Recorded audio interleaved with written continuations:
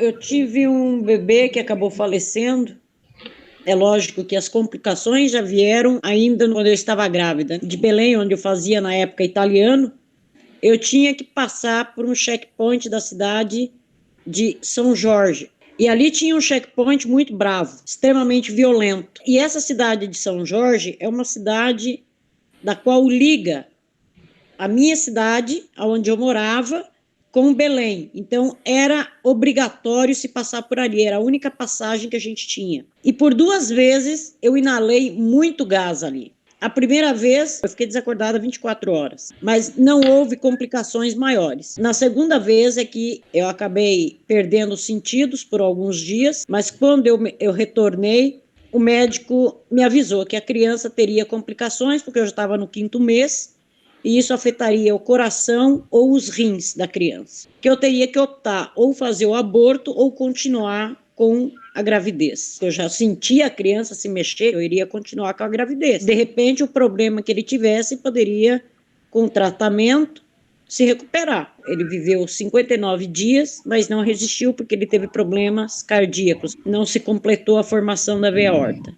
Foi a partir daí que eu decidi que era muito importante que eu ficasse aqui, que eu tinha que alertar as pessoas do que estava acontecendo, para se evitar que mais crianças inocentes como esse morressem, para evitar que mais mães passassem por o que eu estava passando, que o mundo tinha que ouvir a voz dos palestinos, eles tinham que saber o que está acontecendo, porque a mídia é omissa, ela só passa ao lado forte. Tudo aquilo que acontece dentro da Palestina é tido como atos terroristas. Tá, mas eu estava indo para uma faculdade, eu não estava indo praticar nenhum ato terrorista. Como que ninguém me colocou como vítima? Milhares de mulheres palestinas passam por isso todos os dias. A mídia tem que começar a colocar isso, tem que começar a mostrar quantos crimes de guerra nós temos todos os dias perpetuados pelo Estado sionista de Israel. Waida, quão é dada a importância à educação das mulheres palestinas? Veja, eu cheguei aqui, Karine, no ano de 1999. Eu via muito poucas mulheres indo para a universidade. Elas não tinham muita preocupação com os estudos até então. Mas quando se começou a segunda intifada, uma intifada bastante violenta, o Estado sionista de Israel começou a colocar novamente em plano a limpeza étnica descaradamente, é que as mulheres começaram a se tornar mãe, pai, tio, avô, esposo, tudo para a família. Porque grande maioria ou estavam mortos ou presos. Hoje, se você entrar numa faculdade, você vai ver que mais de 70% dessa população é de mulheres. Hoje você tem deputadas, você tem prefeitas, você tem governadoras, inclusive a governadora de Ramallah é uma mulher. Quase todo o comércio hoje é dirigido por mulheres. Nós temos mulheres advogadas, médicas, dentistas, terapeutas, psicólogas, tudo que você imagina, em todas as especializações que você pode imaginar, nós temos mulheres aqui. Mulheres que, apesar de seu sofrimento, sempre estão em pé. Por mais que seu coração esteja doído, ela sempre tem uma palavra bonita para te dar. Ela sempre tem um incentivo. Ela sempre tem um sorriso. O que ela menos consegue fazer hoje é chorar. Pelo menos na frente de alguém.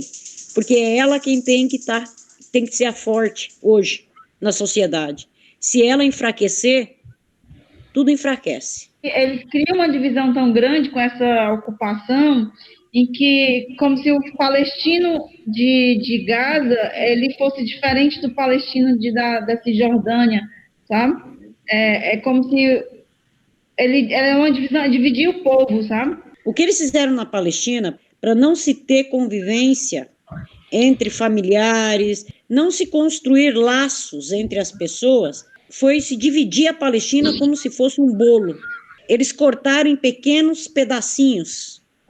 E cada pedaço tem um checkpoint na sua entrada e na sua saída, impedindo que as pessoas entrem ou saiam de forma livre.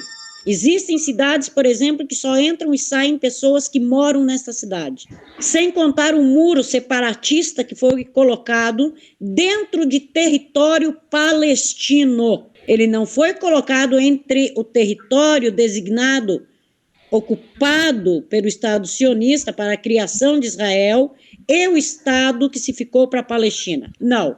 Foi colocado dentro do território palestino, dividindo-se famílias. Metade da família de um lado e a outra metade do outro. Quem ficou para o lado de dentro do muro não pode vir para o lado de fora do muro. Quem ficou do lado de fora não pode ir para o lado de dentro, a não ser com permissão. E essa permissão, por vezes, leva anos até ser dada. Tem pessoas que ficou a filha, que é casada, de um lado e a mãe e o pai do outro lado. Aí a filha tem filhos, ela não pode vir ver a filha, não pode acompanhar a filha no seu parto. Gaza é como se não fizesse parte do território palestino, sendo que a faixa de Gaza é uma faixa dentro do território palestino, onde foi sitiado. Nós temos, por exemplo, os palestinos de 1948, do qual se tornaram estrangeiros dentro da sua própria terra.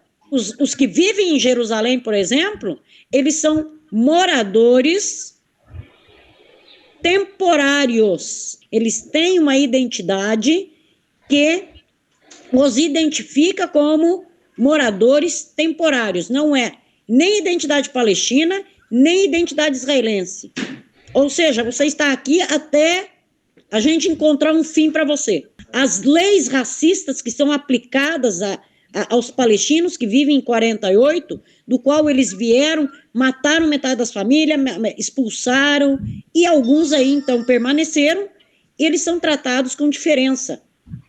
E esses que vivem em 48, muitos têm familiares aqui, que não podem receber esses familiares lá. Alguns também são proibidos de virem para cá.